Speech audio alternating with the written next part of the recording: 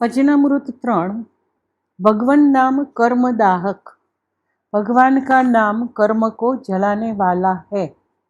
परम पूज्य सद्गुरुदेव श्री અહીં ભગવાનના નામનો પ્રભાવ બતાવે છે। શ્રીમદ ભગવદ્ ગીતાના અધ્યાય 3ના 9મા શ્લોકમાં સ્પષ્ટ જ જણાવ્યું છે કે કર્તવ્ય પાલનના ભાવ સિવાય કરવામાં આવતા કર્મોથી અર્થાત સ્વાર્થ બુદ્ધિથી બરાબર પોતાના માટે જ કરવામાં આવતા કર્મોથી આ મનુષ્ય સમુદાય બંધાય છે। માટે હે કૌંતેય, આસક્તિ રહિત થઈને તે માટે જ એટલે કે કર્તવ્ય પાલન માટે જ યજ્ઞાર્થ કર્તવ્ય કર્મ કર। આમ કર્મથી અલિપ્ત થવા માટે અસંગતા અને કર્તવ્ય પાલનની ભાવના આવશ્યક છે। મનુષ્યથી ભૂતકાળમાં એવા કેટલાય કર્મો થયા હોય છે જે આ રીતે ન થઈ શક્યા હોત। ઉપરયુક્ત ગીતા જ્ઞાન પ્રાપ્ત થયા પહેલાં જન્મ જન્માંતરના કર્મો અજ્ઞાનથી થયા હોય છે। આ સંચિત કર્મોનો ક્ષય ભગવાન નામના જપથી થઈ જાય છે। જે રીતે જ્ઞાનાગ્નિ સર્વ કર્મોને ભસ્મસાત કરે છે, તે જ રીતે અંતરની આર્દ્રતાથી ભગવાન નામનો જપ કરવામાં આવે તો સર્વ સંચિત કર્મો ભસ્મીભૂત થઈ જાય છે। શ્રી રામ સ્તવરાજમાં કહ્યું છે કે સર્વૈ પ્રમુચ્યતે પાપે કલ્પાયુત શતોદ્ભવૈ માનસમ વાચિકમ પાપમ કર્મણા સમુપાર્જિતમ શ્રીરામ સ્મરણેનૈવ તત્ક્ષણાન નશ્યતિ ધ્રુવમ। શ્રી રામ સ્મરણથી મનુષ્યના કરોડો કલ્પોમાં ઉદ્ભવેલા પાપોથી મનુષ્ય મુક્ત થઈ જાય છે। માનસિક, વાચિક તથા કર્મથી થયેલું એટલે કે પ્રાપ્ત થયેલું પાપ શ્રી રામના સ્મરણથી જ તત્ક્ષણ અને ચોક્કસ નાશ પામે છે। આ જન્મમાં કંઈ પણ પાપ ન કરનાર સાધકે પણ જન્મ જન્માંતરના અજ્ઞાત પાપો નષ્ટ કરવા પણ ભગવાનના નામનો જપ કરવો જ જોઈએ। વચનામૃત 4। कर्म करना अनिवार्य। कर्म किए बिना मनुष्य रह ही नहीं सकता। हम जो कर्म करते हैं वह भगवान को समर्पण कर दे। कर्म तो अवश्य करना ही चाहिए। कोई कहते हैं कि महात्माओं को कर्म करने की जरूरत नहीं रहती। ऐसा नहीं हो सकता। कर्म तो उनको भी करना पड़ता है। संध्या, पूजा, ध्यान, जप आदि शुभ कर्मों का फल अच्छा ही होता है। कर्म में कुछ इच्छा नहीं होनी चाहिए। निष्काम कर्म भगवद अर्पण कर्म शुभ कर्म है, किंतु इस लोक की या परलोक की इच्छा से कर्म करना बाधक है। जप तप करके स्वर्ग कमाना यह काम है मजूरों का। करना सही, लेना कुछ नहीं। शुभ कर्म करने से अंतःकरण शुद्ध हो जाएगा। जैसे हम आईना दर्पण साफ रखते हैं, वैसे अंतःकरण साफ रखना चाहिए। हमको अंतिम तक कर्म करते रहना चाहिए। પૂજ્ય શ્રીએ અહીં મહાત્માઓ સર્વને માટે કર્તવ્ય કર્મ કરવાનું અનિવાર્ય જણાવ્યું છે। ભગવદ્ ગીતામાં જણાવ્યું છે કે યજ્ઞો દાનમ તપશ્ચૈવ પાવનાની મનીષિણામ 18મા અધ્યાયના 5મા શ્લોકમાં યજ્ઞ, દાન અને તપ તો વિચારશીલ વ્યક્તિઓને પણ પવિત્ર કરનારા છે। તાત્પર્ય એ છે કે જે મહાત્માઓ હોય તેમણે પણ આ કર્મો તો કરવા જ જોઈએ। આગળ સ્પષ્ટ જ કહ્યું છે કે આ કર્મો પણ સંગ તથા ફળ ત્યજીને કરવા જોઈએ। એતાની અપિતુ કર્માણી સંગમ ત્યક્ત્વા ફલાની ચ કર્તવ્યાનિતિ મે પાર્થ નિશ્ચિતમ મતમુત્તમમ। 18મા અધ્યાયનો 6થો શ્લોક। શ્રી કૃષ્ણ પરમાત્માએ આને પોતાનો નિશ્ચિત અને ઉત્તમ મત કહ્યો છે। પૂજ્ય શ્રદ્ધેય પૂજ્ય રામસુખદાસજી મહારાજ આને વધારે સરળ રીતે समझावे छे। शुभ कर्म भी निष्काम भाव होने से ही कल्याण करने वाले होते हैं। अगर निष्काम भाव न हो तो शुभ कर्म भी बंधनकारक होते हैं। आ ब्रह्म भुवनाल्लोका पुनरावर्तिनो अर्जुन गीताना 8મા અધ્યાયના 16મા શ્લોકમાં। પરમ પૂજ્ય સદગુરુદેવ શ્રીએ રાજકોટમાં શ્રાવણ વદ દસમ સંવત 2015માં તારીખ 28મી ઓગસ્ટ 1959ના રોજ કર્મ રહસ્ય પર વિશદ છણાવટ કરી હતી. તેમાં મહાત્માઓના કર્માચરણ પર પ્રકાશ પાથર્યો હતો. કેટલાક મહાત્માઓ કહે છે કે અમારે કર્મની શી જરૂર, કર્મ કરવા સાથે અમારે શું સંબંધ છે. અલબત્ત તેમને કર્મની જરૂર નહીં હોય, પરંતુ તેઓ જેમને આ વસ્તુ કહી રહ્યા છે તેમને તો કર્મની જરૂર છે ને. જો તેઓ પોતે જ કર્મ ન આચરતા આ પ્રમાણે બીજા સમક્ષ કહેશે તો જેમને કર્મની જરૂર છે તેઓ પણ કર્મોને મોહવશ તજી દેશે અને પાપમાં પડશે. યદ્યદ આચરતી શ્રેષ્ઠ તત્દેવે તરોજન. ગીતાના 3 અધ્યાયના 21મા શ્લોકમાં શ્રેષ્ઠ પુરુષ જે આચરે છે તે અન્ય લોકો પણ આચરે છે. માટે બીજાની કોટીનો વિચાર નહીં કરતા આ પ્રમાણે કહીશું તો બધે ભ્રષ્ટાચાર જ ફેલાશે. માટે બીજા લોકો શુભ કર્મ કરે તે માટે પણ મહાત્માઓએ પોતાનું કર્મ કરવું આવશ્યક છે. ભગવદ્ ગીતાના 3 અધ્યાયના 20મા શ્લોકમાં લોકસંગ્રહ મેવાપી સંપશ્યન કર્તુમર્હસી. લોકસંગ્રહને અનુલક્ષીને પણ અર્થાત અન્યજનો કર્મ આચરે તે માટે પણ હે અર્જુન તારે કર્મ કરવું યોગ્ય છે. પૂજ્ય શ્રીએ આ પ્રવચનમાં દરેકને માટે કર્મની પ્રધાનતા દર્શાવી છે. ગીતામાં 3 અધ્યાયમાં કર્મ કરવા માટે કહેવામાં આવ્યું છે તે અધ્યાય કર્મયોગ જ કહેવાય છે. 18મા અધ્યાયમાં પણ કર્મ આચરવાનું કહ્યું છે, કર્મને જ પ્રધાનતા આપી છે. ત્યાં જ્ઞાનીનો પણ અપવાદ નથી કર્યો. જુઓ 18મા અધ્યાયમાં ભગવાન કહે છે જ્ઞાન દાન તપઃ કર્મ ન ત્યાજ્યમ કાર્યમેવ તત્ યજ્ઞો દાનમ તપશ્ચૈવ પાવનાની મનીષિણામ. યજ્ઞ દાન અને તપરૂપ કર્મ તજવા યોગ્ય નથી, તે તો કરવા જ જોઈએ. યજ્ઞ દાન અને તપ ત્રણેય કર્મો વિદ્વાન પુરુષોને પણ પવિત્ર કરનારા છે. આ વાક્યમાં ઘણું જોર છે. યજ્ઞ દાન અને તપ આ શુભ કર્મોને અહીં જ્ઞાનીને પણ પવિત્ર કરનારા પાવનાની કહ્યું છે. મનીષિણનો અર્થ જ વિદ્વાન. મનીષિણામ પદનો પ્રયોગ જ સૂચવે છે કે વિદ્વાને પણ કર્મ કરવા જ. અને વિદ્વાન કોને કહેલ છે એ પણ ગીતા કહે છે. યસ્ય સર્વે સમારંભા કામ સંકલ્પ વર્જિતા જ્ઞાનાગ્નિ દગ્ધ કર્માણમ તમાહુ પંડિતમ બુધાહા. 4થા અધ્યાયનો 19મો. જેના બધા કાર્યો કામના અને સંકલ્પથી રહિત છે તેવા તે જ્ઞાનરૂપ અગ્નિ દ્વારા ભસ્મ થયેલ કર્મવાળા પુરુષને જ્ઞાનીજનો પંડિત અથવા વિદ્વાન કહે છે. જ્ઞાનાગ્નિ દગ્ધ કર્માણામમાં કર્મફળનું પ્રયોજન છે. જ્ઞાનરૂપી અગ્નિથી કર્મોના ફળની આસક્તિ જેની નાશ પામેલ છે તેના કર્મ જ જ્ઞાનથી બળી ગયા હોય છે. આ પ્રમાણે આ શ્લોકનો કર્મફળ સાથે સંબંધ ન હોય તો યજ્ઞદાન તપઃ કર્મ એ શ્લોક સાથે વિરોધ થશે.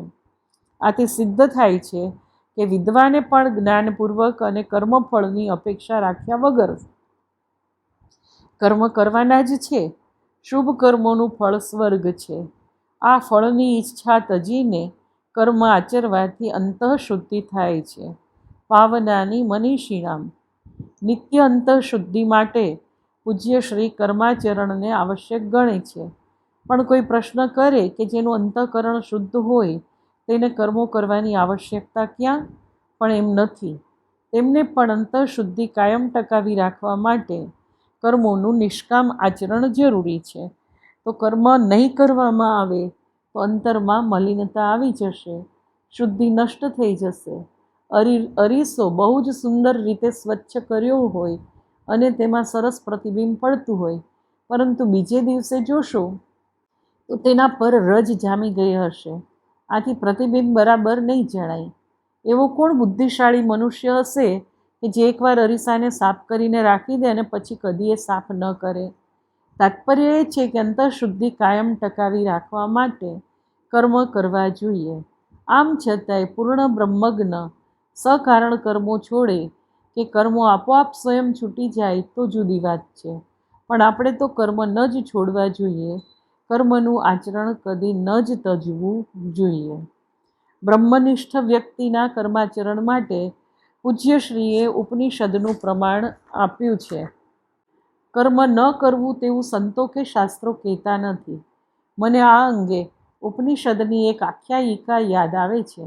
વિરોચન અને ઇન્દ્ર બ્રહ્મજ્ઞાન માટે બ્રહ્માજી પાસે જાય છે. ત્યારે પોતાની સાથે સમિધા યજ્ઞોમાં જે અગ્નિ પ્રગટ કરવા માટે પવિત્ર કાષ્ઠ વપરાય તે લઈને જાય છે. બ્રહ્મા પાસે જ્ઞાન લેવા જવું છે, માટે કંઈક લઈને જવું જ જોઈએ. જુઓ ભાઈ, 8 જગ્યાએ ખાલી હાથે કદી ન જવું, એમ શાસ્ત્ર વચન છે. દેવસ્થાનમાં કન્યા એટલે પુત્રી, બહેન, દ્વિજ એટલે કે વિદ્યાદાતા આચાર્ય, તીર્થસ્થાન મંત્રોપદેશક એટલે સદગુરુ, વૈદ્ય અને નૃપ, આ 8 જગ્યાએ હંમેશા કશીક ભેટ લઈને જવું. રિક્ત પાણીસ્તુ ન ગચ્છેદ દેવમ દ્વિજમ ગુરુમ નૃપમ વિષજમ ભગિનીમ કન્યામ તીર્થક્ષેત્રમ તથૈવ ચ. તો હવે વિચાર કરો, ઉપયોગમાં ન આવે તે વસ્તુ લઈ જવાનો શો અર્થ છે? મારી પાસે તમે મને ઉપયોગી ન હોય તે લાવશો? ઉપયોગમાં આવે તે જ લાવવાના. તો ઉપનિષદની આ આખ્યાયિકામાં આવે છે તેમ ઇન્દ્ર અને વિરોચન કયા હેતુથી બ્રહ્માજી પાસે ગયા હતા? બ્રહ્મ વિદ્યાના પ્રતિપાદન માટે તેઓ ત્યાં તેમની પાસે ગયા હતા. બ્રહ્મ વિદ્યાના પ્રતિપાદન માટે કોની પાસે જવું જોઈએ?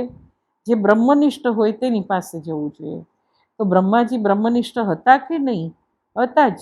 તો તેઓ કર્માચરણ કરતા હોવા જોઈએ, કર્મકાંડી હોવા જ જોઈએ. નહીં તો પછી સમિધા લઈ તેમની પાસે જવાનું પ્રયોજન શું?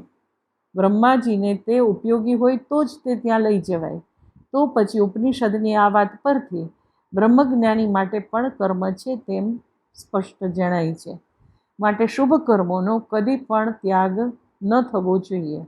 વધારે સ્પષ્ટીકરણ માટે પ્રવચન પુંજમાં પેજ નંબર 103 થી 128 જોઈ લેવા વિનંતી છે. वचनामृत 5. पवित्रता और उसका प्रभाव. साधु भी प्रकाश पुंज रश्मि देखकर ही शापुर आशीर्वाद देते हैं. रश्मि का प्रभाव भोजन में पड़ता है. पैर और हाथों में से रश्मियाँ निकलती है, इसलिए शौच के समय हाथ, पैर और मुंह धोते हैं. આ સંદર્ભમાં પૂજ્યશ્રીએ કર્મ, અકર્મ, વિકર્મ વિશે વિસ્તૃત સમજણ આપી છે તે જોઈએ. માતાઓની બાબતમાં ભોજન બનાવવું તે કર્મ છે. સ્વચ્છતાપૂર્વક રસોઈ બનાવવી તે સુકર્મ છે. રસોડામાં કચરો હોવા છતાં ભોજન બનાવવું તે અકર્મ છે. ઘરમાં કચરો હોય, રસોડું અશુદ્ધ હોય છતાં ભોજન બનાવવું તે કર્મ છે. ભોજન બાબતમાં આપણે ત્યાં ઘણું કહેવાયું છે. અસ્વચ્છ અવસ્થામાં અસ્વચ્છ રશ્મિઓ શરીરમાંથી નીકળે છે, તે ભોજન ઉપર અસર કરે છે. વારું, ભગવાનનું ચિત્ર તો તમે જુઓ છો ને, તેની આજુબાજુ શું જણાય છે? પ્રકાશનો પુંજ જણાય છે. ચિત્રકારને આ પ્રકાશપુંજ ક્યાંથી મળ્યો? તો શાસ્ત્રમાંથી જ મળ્યો. શાસ્ત્રના વર્ણન પરથી ચિત્રમાં તેણે તેજપુંજ આલોક્યો છે. પ્રભુમાં ભાનુ કોટી પ્રકાશ એટલે કરોડો સૂર્યનું તેજ છે. તે કિરીટને એટલે કે મુકુટને અત્યંત આયત એટલે વિશાળ બનાવે છે. ભાનુ કોટી પ્રતિકાશમ કિરીટેન વિરાજિતમ. કરોડો સૂર્ય સમાન તેજવાળા અને મુગટથી શોભતા શ્રીરામનું સ્મરણ કરવું. આપણી અંદરથી પણ રશ્મિઓ બહાર નીકળે છે. મસ્તકમાંથી રશ્મિઓ વધારે નીકળે છે. મારો તો ખ્યાલ છે કે સાધુ કોઈને આશીષ આપે છે તે તેના રશ્મિઓ જોઈને જ આપે છે. શરીર અને અંતઃકરણ સ્વચ્છ હોય તો સ્વચ્છ શુદ્ધ રશ્મિઓ બહાર નીકળે છે, અને અસ્વચ્છ હોય તો પાપ રશ્મિઓ બહાર આવે છે. રશ્મિઓનો પ્રભાવ ભોજનમાં પણ પડે છે.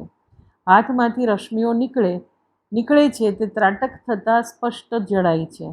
નખમાંથી રશ્મિઓ ત્રુટક નીકળે છે તે ત્રાટક સિદ્ધિ થતાં પ્રત્યક્ષ જોઈ શકાય છે.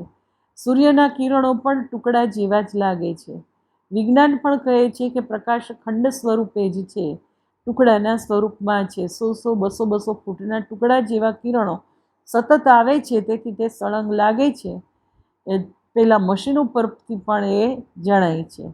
હાથમાંથી રશ્મિ નીકળે જ જાય છે, માટે ભોજન બનાવતી વખતે શૌચ અથવા પવિત્રતા બહુ જ જરૂરી છે. શૌચને સંયમમાં સ્થાન છે.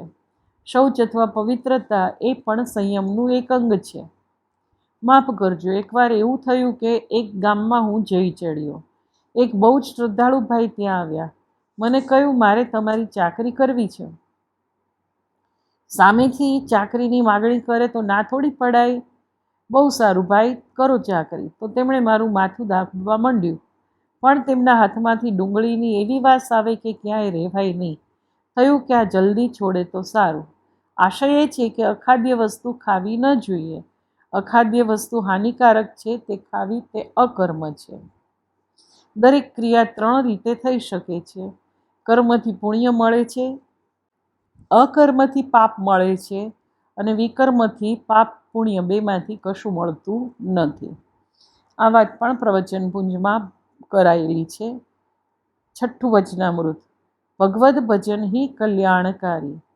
भगवान दिनों पर दया करने वाले हैं, तो हम उसी को भजे, वही कल्याणकारी है. संत गोस्वामी तुलसीदासजीએ વિનય પત્રિકા પદ 81માં પરમાત્માને દીનબંધુ, સુખ સિંધુ, કૃપાકર અને કારુણિક કયા છે. સંસારમાં સન્નિપાતનું દારૂણ દુઃખ હરિકૃપા વગર નાશ પામતું નથી.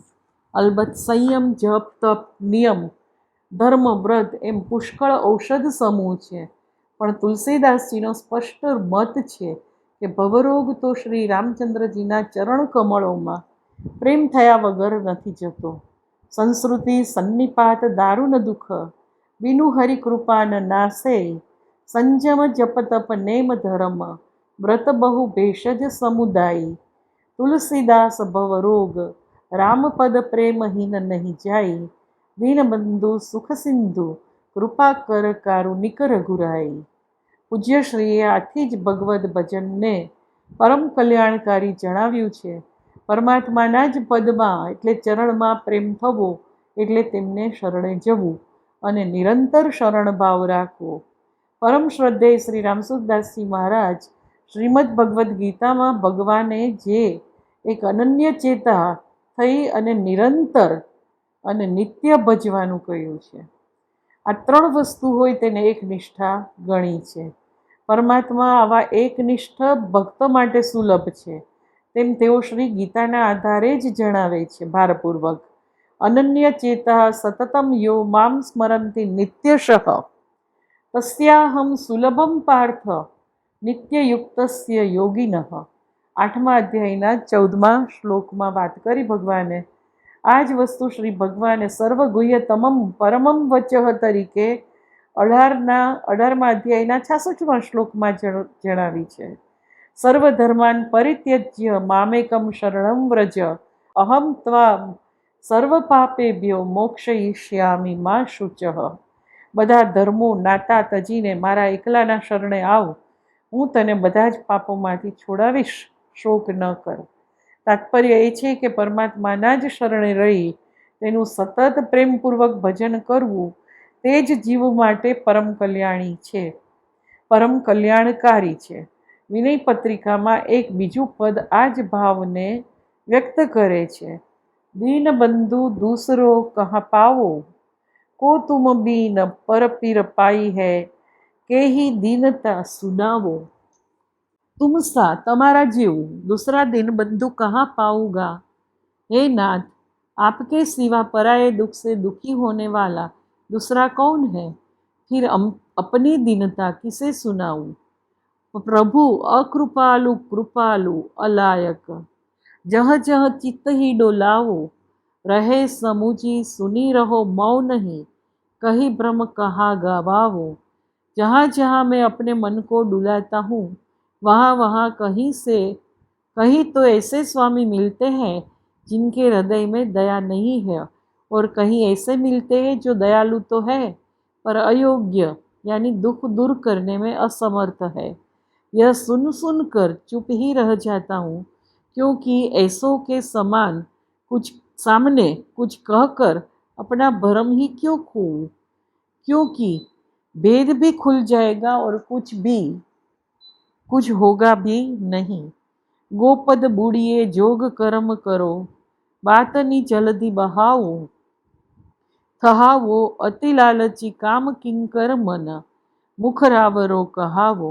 कर्म तो ऐसे नीच किया करता हूँ कि गाय के खुर में डूब जाऊँ, यानी चुल्लू भर पानी में डूब मरूँ.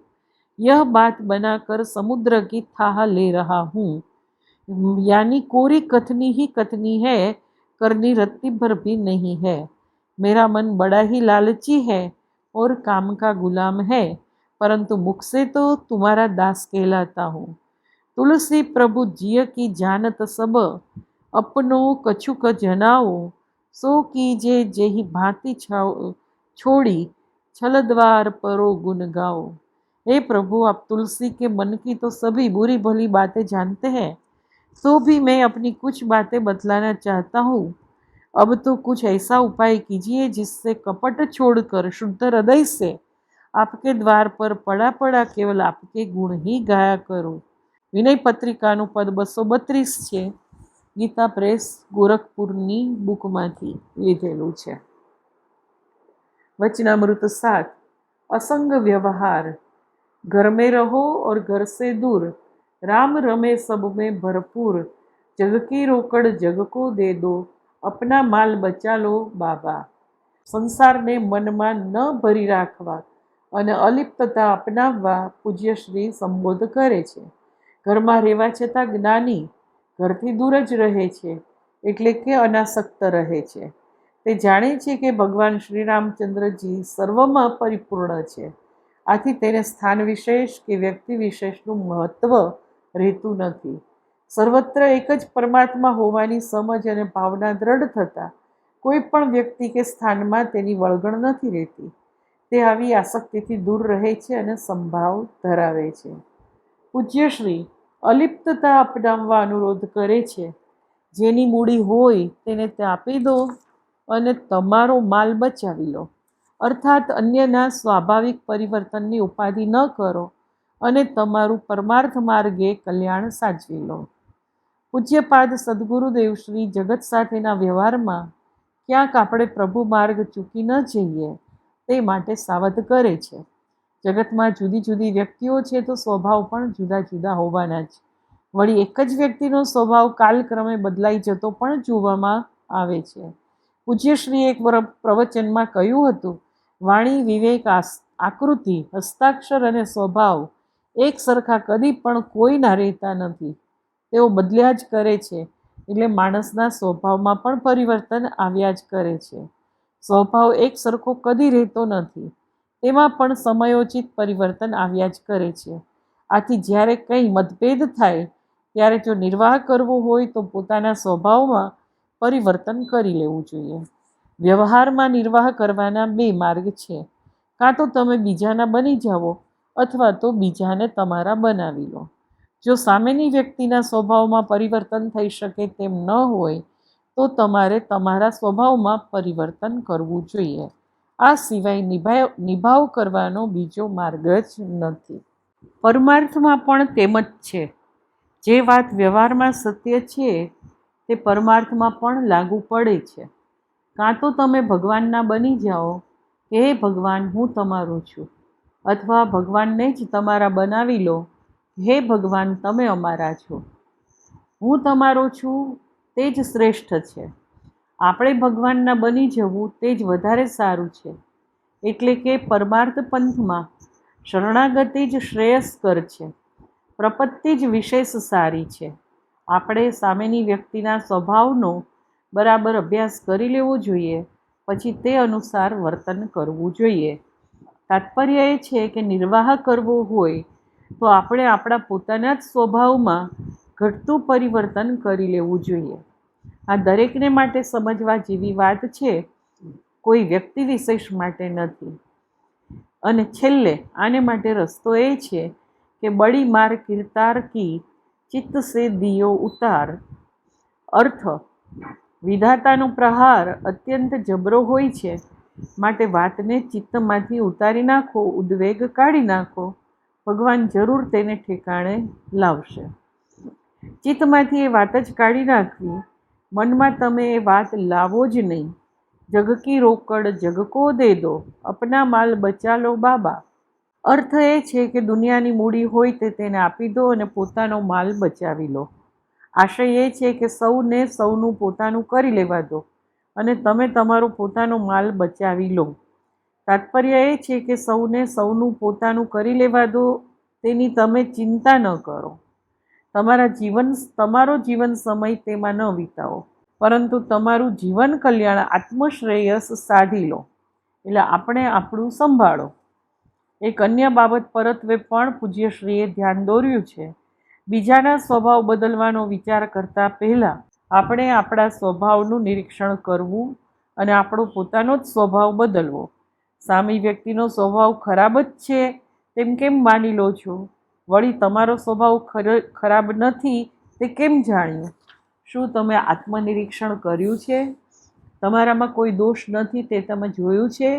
ના, તો પછી પહેલા વિચાર તો કરો કે આપણામાં તો કોઈ દોષ નથી ને. પહેલા આપણા પોતાના દોષને જુઓ, પછી બીજાના દોષોનો વિચાર કરો. આત્મનિરીક્ષણ પછી જ બીજાના દોષો જુઓ. હું એક વાત કહું અને તે પ્રમાણે ન કરતો હોઉં તો બીજાને તે પ્રમાણે કરવાનું કેમ કહી શકું? હું ગાંજો પીતો હોઉં અને બીજાને ગાંજો ન પીવાનું કહું તે કેવી રીતે યોગ્ય છે? બીજાને ગાંજો ન પીવાનું કઈ રીતે કહી શકું? તાત્પર્ય એ છે કે પ્રથમ પોતાના દોષોને અને પછી બીજાના દોષોને જુઓ. 8મું વચનામૃત પરમાત્મા કા ધ્યાન. ધ્યાન કરો તો તૂટે લકડા, નહીં તો હોંગે પૂરે મકડા. પ્રકરણ 20નું વિધાન નંબર 2 જુઓ. અન્યત્ર કરેલું આ વિધાન પૂજ્યશ્રીએ ફરીથી કર્યું છે. દ્રઢીકરણ માટે આ વધારે વિવરણ સાથે અહીં લીધું છે. પૂજ્યશ્રી પરમાત્માનું ધ્યાન કરવા અનુરોધ કરે છે. બહુ વિનોદમાં વાત કરી છે. આશય એ છે કે પરમાત્માનું પ્રેમથી એકાગ્ર ચિત્તે ધ્યાન કરવાથી અહંભાવરૂપી લાકડું તૂટી જશે, અહમ વૃત્તિ ચાલી જશે. અહંકારનું વિસર્જન થતાં પરમાત્મા પ્રગટ થાય છે. પરમાત્મા કૃપા સાધ્ય છે, પણ જીવે જપ, ધ્યાન વગેરે માટે પૂરો પ્રયત્ન કરવો જોઈએ. પ્રેમ પ્રગટતા કૃપા થાય છે. એવું ન માનવું કે પરમાત્મા કૃપા સાધ્ય હોય તો સાધન કરવાની જરૂર નથી. આ ગલત માન્યતા છે. અધ્યાત્મમાં આગળ વધવા સાધકે પુરુષાર્થ તો કરવો જ જોઈએ. પોતાથી બની શકે તે બધું જ બધી શક્તિ લગાડીને કરવું જોઈએ. જો ગીતાના અધ્યાય 9નો 14મો, અધ્યાય 10નો 9મો અને 10મો શ્લોક. ભગવાન સ્પષ્ટ જ કહે છે કે મારામાં મન રાખનારા, મારામાં જ જેના પ્રાણ સંલગ્ન છે, પરસ્પર મારો બોધ કરનારા, તેમાં જ સંતુષ્ટ રહેનારા અને રમમાણ રહેનારા, સતત યુક્ત અને પ્રીતિપૂર્વક ભજનારાઓને હું બુદ્ધિયોગ આપું છું, જેનાથી તેઓ મને પામે છે. આમ આવા ભક્તો પર જ ભગવાન કૃપા કરીને અંતરમાં પ્રકાશ પ્રગટાવે છે. પૂજ્યશ્રીએ વ્યતિરેક વિધાન પણ કર્યું છે કે જો પરમાત્માનું ધ્યાન નહીં કરો તો તમે પૂરેપૂરા વાનર એટલે કે અતિ ચંચળ જ બની રહેશો.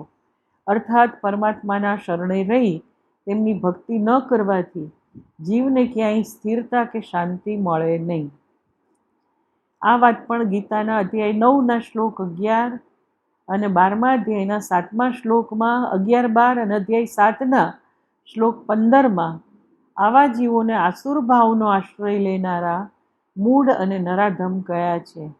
ન મામ દુષ્કૃતિનો મૂઢાહ પ્રપદ્યન્તે નરાધમાહ માયયા અપહૃત જ્ઞાના આસુરમ ભાવમાશ્રિતા. પરમાત્માના શરણે રહી તેનું ધ્યાન કરતા રહેવામાં જ જીવનું કલ્યાણ છે. 9મું प्रार्थना कहीं से भी की जाती है, शांति से गुप्त प्रार्थना की व्यवस्था करनी चाहिए. राम जी को धनुष्य तोड़ने का समय आया, तब लोगों की दृष्टि उनके पर थी. सब लोग मन ही मन प्रार्थना करते थे, हे प्रभु यह धनुष्य टूट जाए, और प्रार्थना सुन ली गई. भगवान श्री राम जी जब धनुष्य उठाने के लिए खड़े होते हैं तब भी अपने गुरुदेव से मन ही मन प्रार्थना करते हैं. माता पिता और गुरुदेव को भगवान ही समझकर प्रणाम करना मातृदेवो भव तथा आचार्य देवो भव कही यह वेद की आज्ञा है. श्री राम भगवान ने गुरुदेव को मन ही मन प्रणाम किया. गुरु ही प्रणामु मन ही मन किन्हा, अति लाघव उठाई धनु लीना. बालकांड में आप मुझे चाहते हैं उसमें कुछ संदेह नहीं है, मगर उत्पीड़क न बने किसी को, हो विनम्र मृदुभाषी। आप पक्का विश्वास रखें कि आप जिधर से भी मुझे प्रार्थना प्रणाम करेंगे वहाँ से मुझे प्रार्थना पहुँच जाएगी। आप जहाँ से भी मुझे याद करेंगे मेरा प्रतिबिंब आपके सामने ही होगा। आप कितने ही नज़दीक हो, दूर हो, परदेश में हो, मुझे याद करें, मैं सामने ही हूँगा। दर्शन से लाभ है यह मैं मानता हूँ, मगर उसमें इलायची, शक्कर, घी इत्यादि की भी व्यवस्था होनी चाहिए। गुरुदेव के वचनों को पालन करना ही दर्शन है। પૂજ્યશ્રીનું કહેવાનું તાત્પર્ય સ્પષ્ટ જ છે કે બાહ્ય દર્શનથી દર્શન કરનારને થોડો લાભ જરૂર મળે છે, સતામ દર્શનમ હિ પુણ્યમ, અર્થાત સંતોનું દર્શન ખરેખર પવિત્ર છે, પણ જે વ્યક્તિ ગુરુદેવના વચનોનું પાલન કરે છે તે જ દર્શનનો પૂર્ણ લાભ મેળવે છે. દ્રષ્ટાંત લઈએ. પૂજ્ય ગુરુદેવે કહ્યું છે કે અનિતિકા ધન કભી નહીં લેના. હવે લાલચનો ભાવ ઉઠે અને અનિતિથી ધન મેળવવાની તક ઊભી થાય ત્યારે તરત જ ગુરુ વચન સાથે ગુરુ સ્વરૂપ મન આગળ ખડું થાય છે અને આપણને અનિતિ ન આચરવા પ્રેરે છે. આમ આવા પ્રત્યેક પ્રલોભન પ્રસંગે સદગુરુદેવ મનઃચક્ષુ આગળ પ્રગટ થાય છે. આમ પ્રત્યેક આજ્ઞાપાલન પ્રસંગે આ રીતે સતત દર્શન થતું રહે છે. એ જ રીતે ગુરુદેવે કહેલા પરોપકારના કાર્યો, નામસ્મરણ આદિ પ્રસંગે પણ ગુરુ દર્શન થાય જ. તેથી આજ્ઞાપાલન જ સાચું દર્શન છે. દર્શનમ પાપનાશકમ, દર્શન પાપનો નાશ કરે છે. તે આ પ્રકારના દર્શનથી વધારે સારી રીતે બની રહે છે. પૂજ્ય ગુરુદેવને પ્રણામ કરવા માટે ભક્ત સમુદાયની લાંબી કતાર થતી. એક પછી એક ભક્ત પ્રણામ કરવા જાય, તેથી વ્યવસ્થિત દર્શનનો લાભ મળતો. પણ ક્યારેક આશ્રમમાં કે અન્યત્ર પૂજ્યશ્રી પસાર થતાં ધસારો થતો પણ જોયો છે. આથી કેટલાય દર્શનાર્થીઓને ભીડભાડનો સામનો કરવો પડતો. પૂજ્યશ્રીએ આથી જ કોઈને પણ પીડા ન થાય તેમ વર્તવા જણાવ્યું છે. પોતાની સર્વભાવજ્ઞતાની શક્તિથી બધાનો ભાવ તથા પ્રણામ તેમને પ્રાપ્ત થઈ જ જતા. સ્થળ કાળની મર્યાદા તેમને નડતી નહીં. અલબત્ત આ જાણવા છતાં પ્રત્યક્ષ અને નજદીક જઈ દર્શન કરવાની ભાવના બની રહે તે સ્વાભાવિક છે. આવી સ્થિતિમાં અન્ય ભક્તો અને સ્વયં ભગવાનને પીડા ન પહોંચાડવા તેઓ શ્રીએ અપેક્ષા દર્શાવી છે. वचनामृत 10. किसी को दुख न देना. हम रघुनाथ जी के वंश में है. रघुनाथ जी हमारे इष्ट है, इसलिए मन वचन कर्म से किसी को भी दुख न हो ऐसा करें. जरा से अभिमान के लिए हम किसी को दुख दे देते हैं. किसी को भी दुख देना यह मानव का अधिकरण नहीं है, पशु का है. हमसे जितना बन सके उतना सब भूतों में ईश्वर को देखे. પૂજ્ય શ્રીનું કથન ઘણું જ માર્મિક છે. ભારતીય સંસ્કૃતિમાં આત્મવત સર્વભૂતેષુ, સર્વ પ્રાણીઓ પ્રત્યે પોતાના જેવો ભાવ રાખવો એ પાયાનો સિદ્ધાંત છે. જેમ કોઈ મારું ખરાબ વિચારે, મને કઠોર શબ્દો કહે કે મારી નિંદા કરે અથવા મને શારીરિક દુઃખ આપે તો તે મને ગમતું નથી, તેમ અન્ય પરત્વે હું આમાંનું કંઈ પણ કરું તો તેને પણ ન જ ગમે. આ વળી જો કોઈ મારા માટે સારું વિચારે, મને મધુર શબ્દો કહે કે મારા સારા ગુણકાર્યની પ્રશંસા કરે અથવા તો મને સુખ થાય તેમ કરે તો મને તે ગમે છે, તો હું પણ તેના પરત્વે તેમ કરું તો તેને પણ સુખ અને પ્રસન્નતા થાય. આ જ આત્મભાવ કે બ્રહ્મભાવ છે. આથી જ ભારતીય ધર્મશાસ્ત્ર ભારપૂર્વક જણાવે છે કે આત્મનઃ પ્રતિકૂલાની પરેશાન ન સમાચરે. જે વસ્તુઓ પોતાને પ્રતિકૂળ હોય તે બીજા પરત્વે ન આચરવી. નિષ્કર્ષ એ છે કે મન વચન કર્મથી કોઈ પણ પ્રાણીનું, મનુષ્ય, જીવજંતુ કે કોઈ પણ વનસ્પતિ આદિનું પણ ખરાબ ન કરવું, તેમને સુખ સંવેદન થાય તેમ કરવું તે અધ્યાત્મની આધારશિલા છે. બીજાને પીડા ન થાય અને તેને સુખ થાય તેમ વિચારવું, બોલવું ને કરવું તે તે ઉત્તમ ભાગવત પુરુષનું લક્ષણ છે. અહિંસા અને પરોપકાર પરમ ધર્મ છે. આપણે ત્યાં માન્યતા છે કે 18 પુરાણો મહર્ષિ વ્યાસજીએ રચ્યા છે. સર્વ પુરાણોના સારરૂપ ધર્મ આ રીતે દર્શાવ્યો છે. અષ્ટાદશ પુરાણેષુ વ્યાસસ્ય વચનદ્વયમ પરોપકારાય પુણ્યાય પાપાય પરપીડનમ. 18 પુરાણોમાં વ્યાસજીના 2 વચનો છે. એક, પારકાનું ભલું કરવું તે પુણ્ય માટે છે, અને બીજાને કોઈ પણ પ્રકારે પીડા થાય તેમ કરવું તે પાપ માટે છે. વચનામૃત 11 संत की सहिष्णुता. निश्चय करो कि हम कटु वचन सहन करेंगे. गोस्वामी जी ने वर्षा वर्णन करते हुए श्री राम भगवान के मुख की बानी कही है. बूंद अघात सही गिरी कैसे, खल के बचन संत सह जैसे. किष्किंधा कांड में अर्थात संत पुरुषों खल लोगों के दुर्वचनों का आघात सहन करते हैं, वैसे ही पर्वत जल बूंदों का आघात सहन करते हैं. तात्पर्य यह है कि संत पर्वत की तरह खलों के खराब वचनों को सह लेता है. कलह कटु वचनों से होता है. પૂજ્ય શ્રીનો કહેવાનો ઉદ્દેશ સ્પષ્ટ છે. કોઈ આપણને કડવું વચન કહે તો સામે કડવું વચન ન કહેતા સહિષ્ણુતા દાખવવાથી કલહ થતો નથી. વાત ત્યાં જ પતી જશે, અન્યથા કલહ પ્રલયમાં પરિણમશે. સહિષ્ણુતા કલહને ટાળવાનું ઉત્તમ ઔષધ છે. આથી કદાચ કટુભાષી વ્યક્તિ પોતાની કઠોરતા ન છોડે તો આપણે સહિષ્ણુ બની વિવાદ ટાળી શકીએ. સંભવ છે કે આપણી સહિષ્ણુતા કઠોર બોલનાર વ્યક્તિમાં પણ પરિવર્તન લાવી શકે.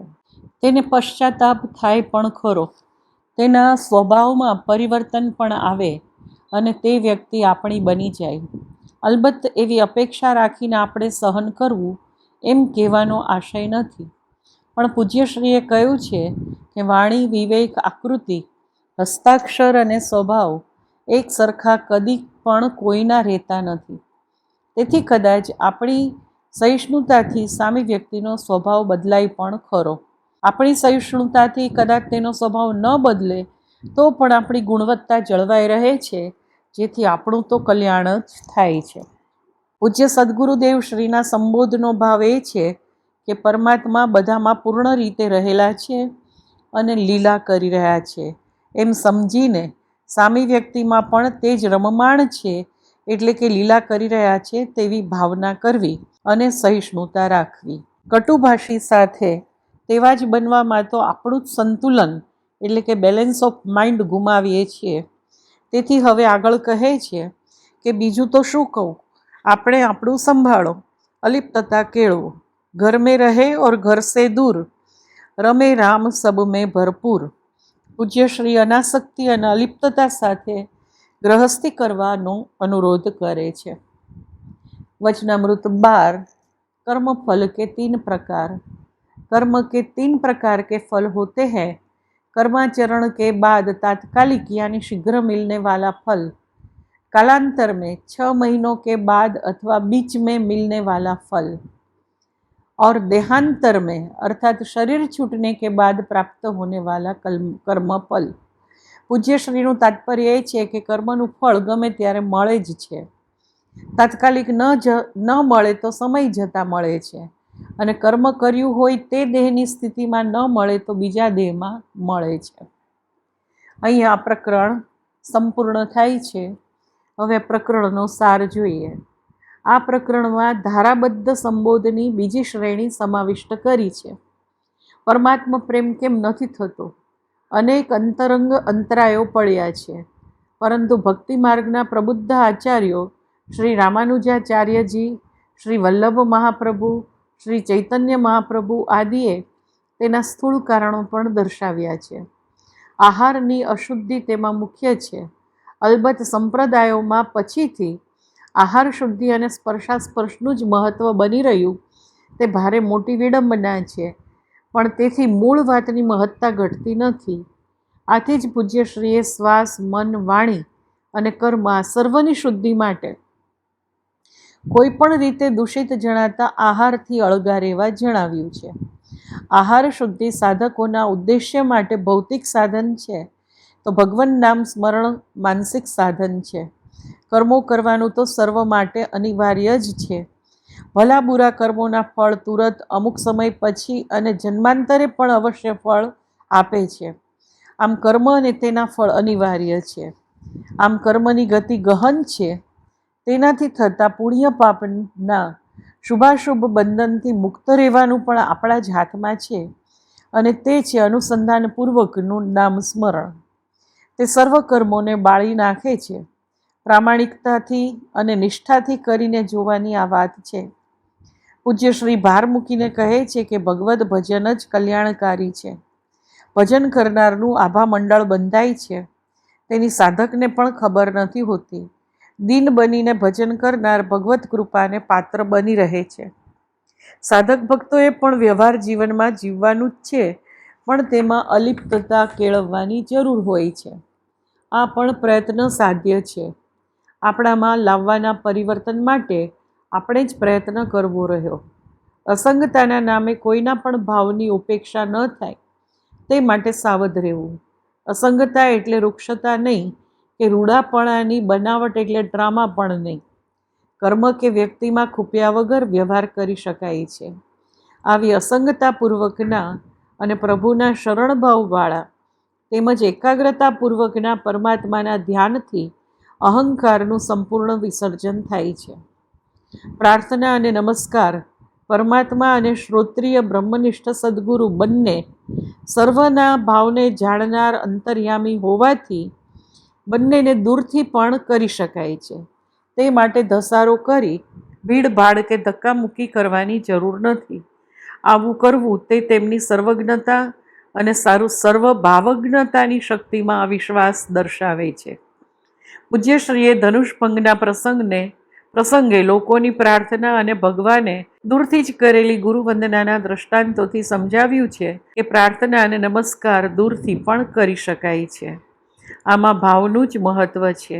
કોઈને પણ દુઃખ આપવામાં આપણું અભિમાન કારણભૂત હોય છે. પરમાત્મા શ્રી રામ તો સર્વને સુખ જ આપતા. આપણે તેમના અંશ છીએ, માટે આપણે પણ કોઈને મન, વચન અને કર્મથી દુભવવા ન જોઈએ. કટુ વચન કહેનાર પ્રત્યે પણ સજ્જન મધુરતા જ દાખવે છે. નિર્ગુણની ઉપાસના કરતાં સગુણની ઉપાસના કઠિન છે, તે માનસજી પણ જણાવે છે. પૂજ્યશ્રીએ રાજા મધુકર અને મહારાણી ગણેશ કુંવરીના ઐતિહાસિક દ્રષ્ટાંતથી આનું સમર્થન કર્યું છે. અસ્તુ. અહીંયા પ્રકરણ બોધ અને આ પ્રકરણ બંને સંપન્ન થાય છે. જય ભગવાન.